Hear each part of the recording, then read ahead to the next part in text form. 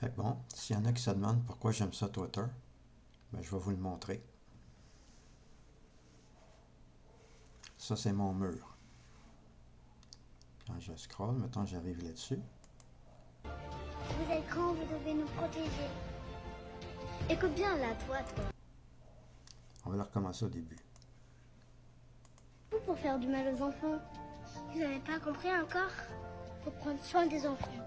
Les enfants, c'est la base. Attention, on touche pas aux enfants. Tous ceux qui font du mal aux enfants, ils doivent être punis. Quand tu regardes un enfant, tu vois l'amour. Pourquoi tu veux abîmer ça? Nous, on n'a rien demandé. Parce qu'on nous laisse tranquille. Alors là, je comprends pas. Pourquoi vous nous faites du mal et nous, on ne fait pas du mal? Bonne question, non? Ah oui. Puis là, ben, c'est la vidéo de Ben Davidson qui parle des pole shifts et puis de qu'est-ce qui s'en vient. Super intéressant. J'ai pas fini de le regarder, mais je l'ai mis là déjà. À un moment donné, c'est question-réponse. Puis il y a quelqu'un qui lui demande, mais comment qu'on va pouvoir communiquer si toutes les centrales électriques tombent? Il dit, ben c'est simple, on ne communiquera pas. On s'en retourne au mieux aux années 1700, sinon direct à l'âge de pierre. Je pense que les gens n'ont pas compris vraiment les problèmes environnementaux auxquels nous allons faire face. C'est pas quelque chose qui est comme anthropomorphique. C'est pas les êtres humains qui ont provoqué ce qui s'en vient. C'est quelque chose qui est galactique. C'est tout le système solaire est concerné. Et puis la planète, on va y passer, là. Toute la gang. Les gens qui pensent qu'ils peuvent se cacher dans un bunker, là, ben regarde bien, les neutrinos passent à travers la Terre au complet sans jamais toucher un atome, presque. Hmm? Euh, Ils vont passer à travers les bunkers, les ondes, les radiations cosmiques qui s'en viennent à cause du renversement des pôles. Le, le bouclier magnétique qui protège la Terre des rayonnements cosmiques, il s'en va. Fait qu'il va y avoir des catastrophes d'une ampleur inimaginable. À côté de ça, ce qui s'est passé en Turquie et en Syrie récemment, c'est une affaire de rien, là. Fait que attachez vos trucs avec de la broche. Fait que ça, c'était Ben Davidson de Suspicious Observer, une chaîne que je regarde occasionnellement depuis plusieurs années. Puis là, ben, moi, j'ai souvent dit, pire que le bruit des bottes, le silence des pantoufles. Puis là, il y a un gars, George Barnanos, qui dit, ben,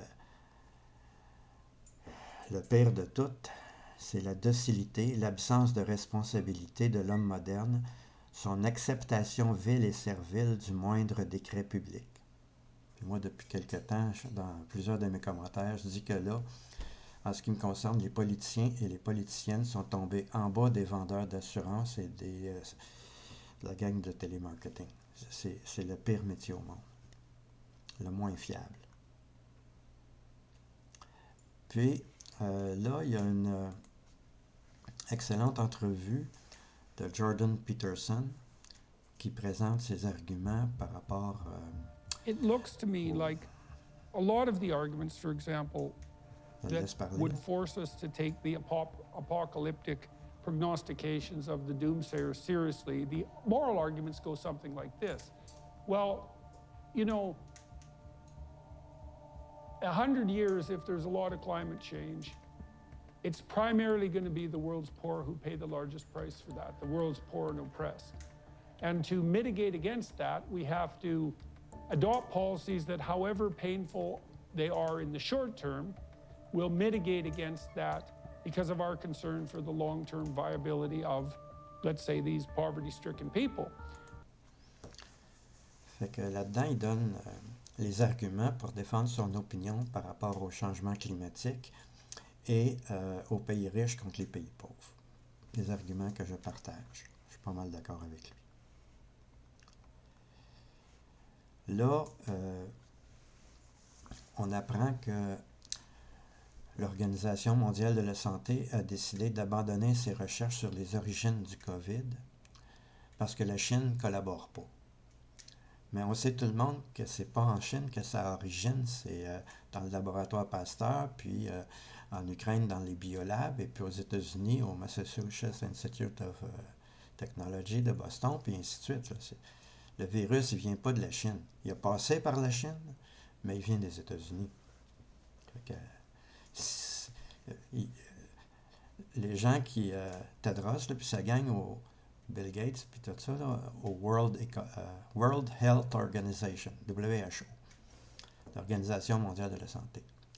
Ça, c'est comme le bras militaire du Deep State. Et puis, s'ils pensent qu'on va lâcher la patate parce qu'eux autres, ils abandonnent l'investigation, c'est comme quand ils ont envoyé du monde en Ukraine pour vérifier les bombardements sur la centrale nucléaire, voir si ça venait de l'Ukraine, puis ils ont abandonné les recherches au bout de 3 jours. On les croit plus, ce monde-là.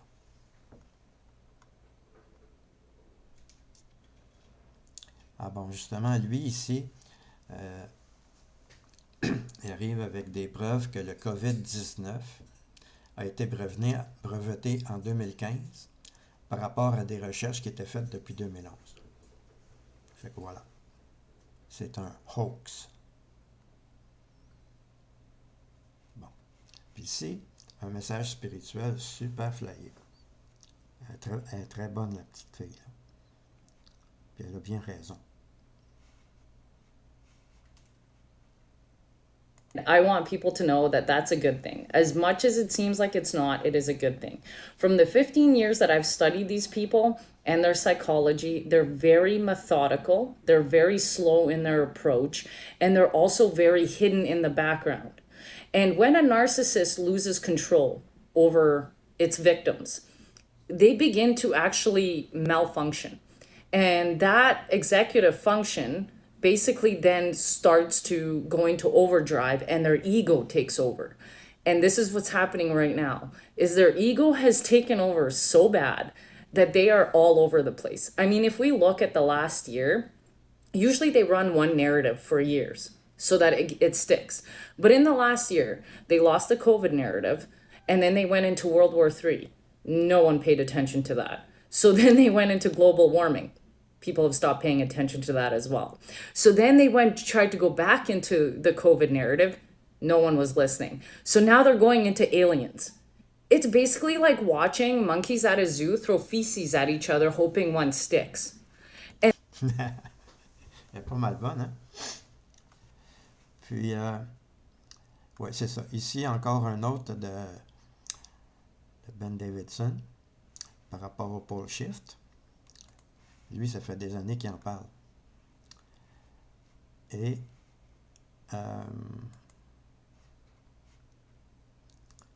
qu'est-ce qu'on a ici?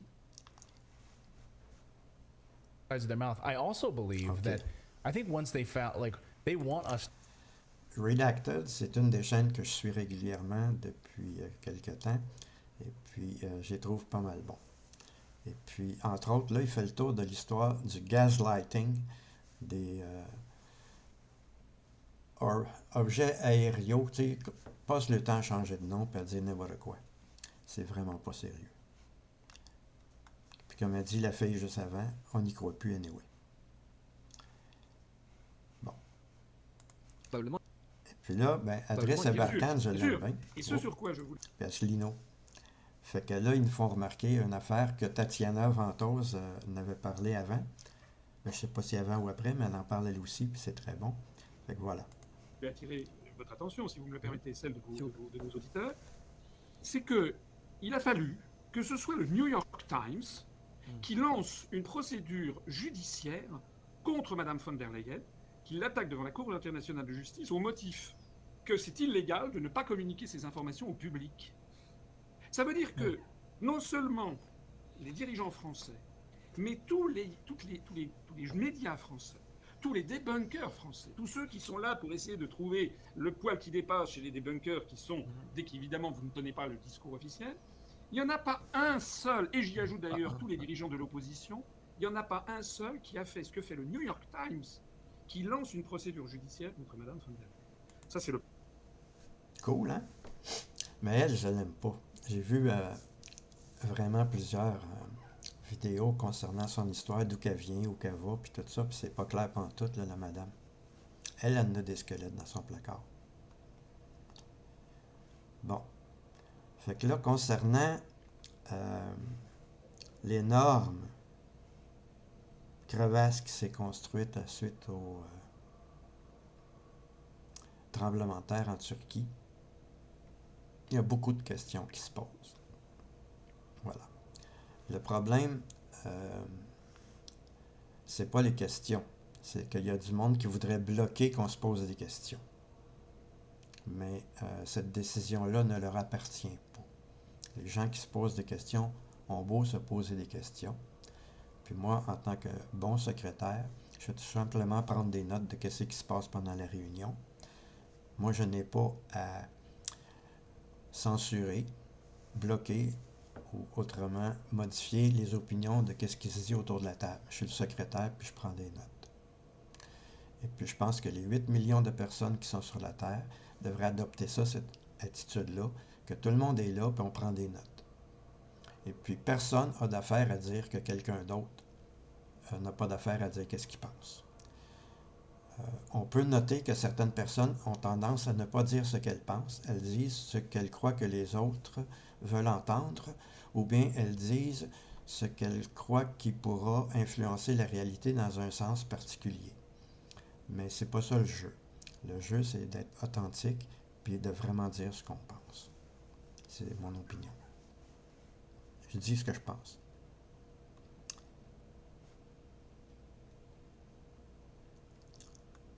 Bon, voilà justement. Tatiana Ventose. Elle aussi, je la suis depuis longtemps. Si c'est vrai de l'Union européenne en gaz.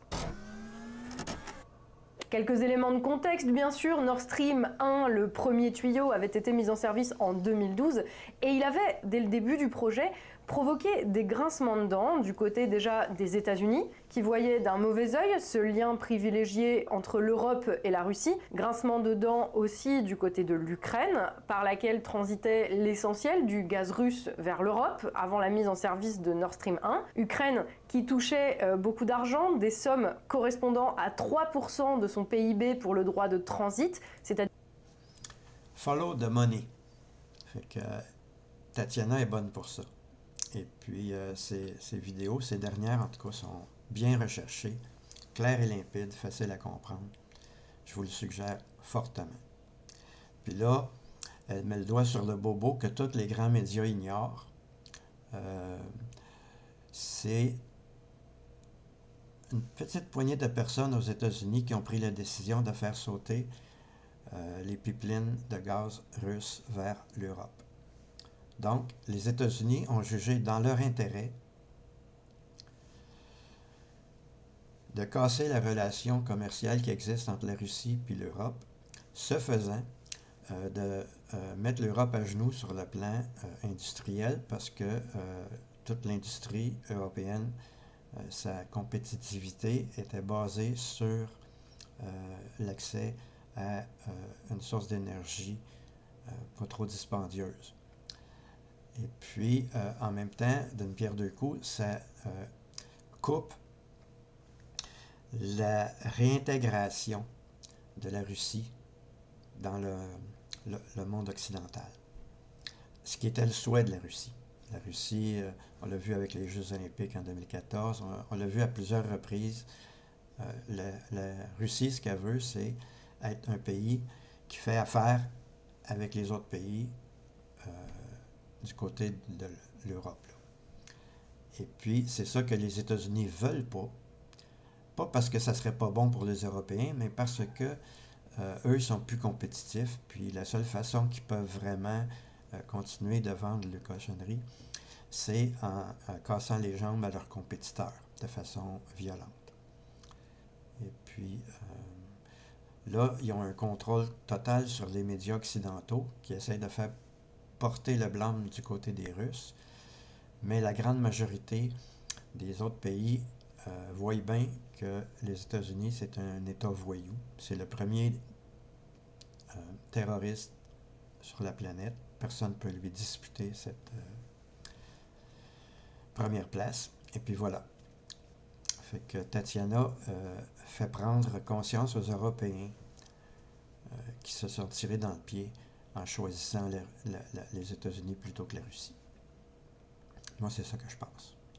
Puis justement, ici, on a une bonne entrevue avec Seymour Hersh, qui vient de sortir cette enquête-là qu'il a faite.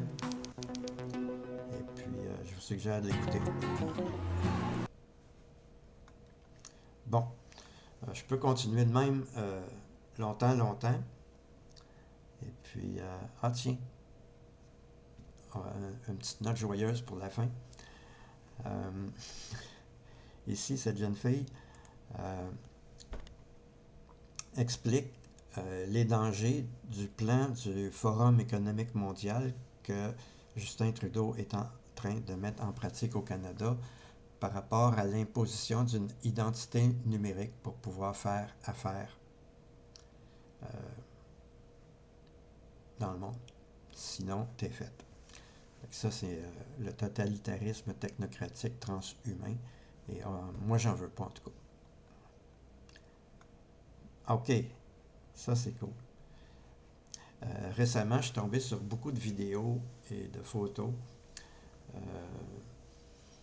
du premier anniversaire du convoi canadien pour la liberté, des Truckers. C'était un beau moment dans notre vie à tout le monde. Et puis les personnes, pour moi, c'est comme le convoi de la liberté, c'est comme le rasoir d'Occam. Tu sais, c'est comme ça tranche le nœud gordien.